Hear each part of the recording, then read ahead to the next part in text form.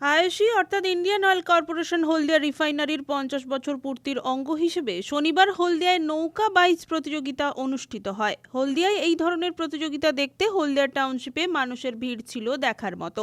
হলদিয়া মহকুমা এলাকার 15টি নৌকো প্রতিযোগিতায় অংশগ্রহণ করে। প্রতিটি নৌকায় মাঝি সহ 5 জন করে প্রতিযোগিতায় অংশগ্রহণ করে। হলদিয়া টাউনশিপের কৃষ্ণার্জুন ঘাট থেকে প্রতিযোগিতা শুরু হয় হলদি নদীর অপর প্রান্তে নন্দীগ্রামের সপ্তপর্ণী ঘাট থেকে পুনরায় হলদিয়া টাউনশিপের কৃষ্ণার্জুন ঘাটে এসে শেষ হয়। সমস্ত নিরাপত্তা মেনেই প্রতিযোগিতা অনুষ্ঠিত হয়। খুব সুন্দর অনুষ্ঠান, খুব ভালো লাগছে। আমরাও এর আগে অনেক প্রতিযোগিতায় গিয়েছি, ফার্স্টও হয়ে গেছি এবং সাঁতারের উপর নিয়েছি, সেটাও ফার্স্ট। আমাদের বাড়ি পূর্ব মেদিনীপুর 10 নম্বর অঞ্চল, দ্বিতীয়খণ্ড জালপাই বাড়ি। সবসময় মাছ ধরেন? মৎস্যজীবী আমরা সবসময়, আমাদের পূর্বপুরুষ থাকতে মাছ ধরে আসছি। আমাদেরও মৎস্যজীবী কার্ড আছে এবং লোকাল লাইসেন্স আছে, সবই আছে, মাছ ধরি। পুরস্কার পেলেন, কেমন লাগছে? খুব ভালো লাগছে। 15,000 টাকা প্রথম পুরস্কার, 17,000 টাকা এবং জিনিসপত্র, ট্রফি পেয়েছি এবং লাইট জ্যাকেট পেয়েছি, গেঞ্জি মানে জার্সি সেট পেয়েছি। প্রথম পুরস্কার সুদৃশ্য ট্রফি সহ 17,000 টাকা, দ্বিতীয় পুরস্কার ট্রফি সহ 16,000 টাকা এবং তৃতীয় ট্রফি সহ 15,000 টাকা। এরপর চতুর্থ, পঞ্চম, ষষ্ঠ এইভাবে শেষে যে নৌকো নিয়ে পৌঁছবে সিরিয়াল অনুযায়ী 1,000 টাকা করে কম পাবেন। খুব ভালো লাগছে। আমরা এই প্রথম, কোথাও হয়নি, আমাদের এখানে প্রথম আমরা এসেছি।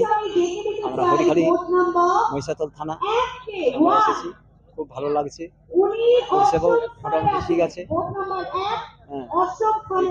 সারা বছর মাছ ধরেন? মাছ ধরার সারা বছর আমরা মাছ ধরি, আমরা কাজকর্ম করি সব রকম। মাছটা মূলত পেশা। তবে বেশি দূর যাই না, আমার ঘরের কাছাকাছি থাকি। আমরা নিচের দিকে খুব কম আসি। আমরা এখানে শুধু প্রথম এসেছি। আমরা এরপরে হতে আমরা কোনদিন জ্বালাই করিনি। আমরা যে কজন এসেছি আমাদের স্টাফটা আমার বাড়ির কাছাকাছিই করি, আমরা এখানে কোনদিন আসিনি। তবে এখানে এসা, এই যে এখানে প্রতিযোগিতা খুব ভালো লাগছে। আপনার নাম, কোথায় থেকে আসছেন? আমার নাম হচ্ছে মন্টু মাইতি, বাড়ি হরিখালি। প্রথম হয়েছে নৌকো নম্বর 7 ক্যাপ্টেন তাপস পড়ুয়া এবং তার দল, দ্বিতীয় 6 নম্বর নৌকো ক্যাপ্টেন বিকাশ মণ্ডল এবং তার দল, তৃতীয় 11 নম্বর নৌকো ক্যাপ্টেন অনুপ প্রামাণিক এবং তার দল।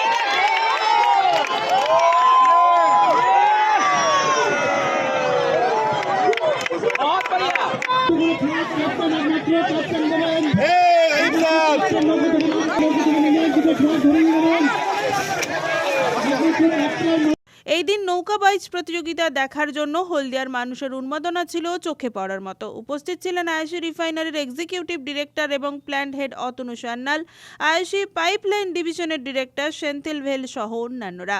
খুব ভালো হয়েছে, এটাই বলবো যে লোকেরা সব পার্টিসিপেট করেছেন। যারা দর্শক ছিলেন তাদেরকে অসংখ্য ধন্যবাদ, যারা ভাটিয়ালি গাইলেন তাদেরকেও অসংখ্য ধন্যবাদ, আপনারা যারা এটাকে প্রোৎসাহন দিলেন তাদেরকেও অনেক ধন্যবাদ।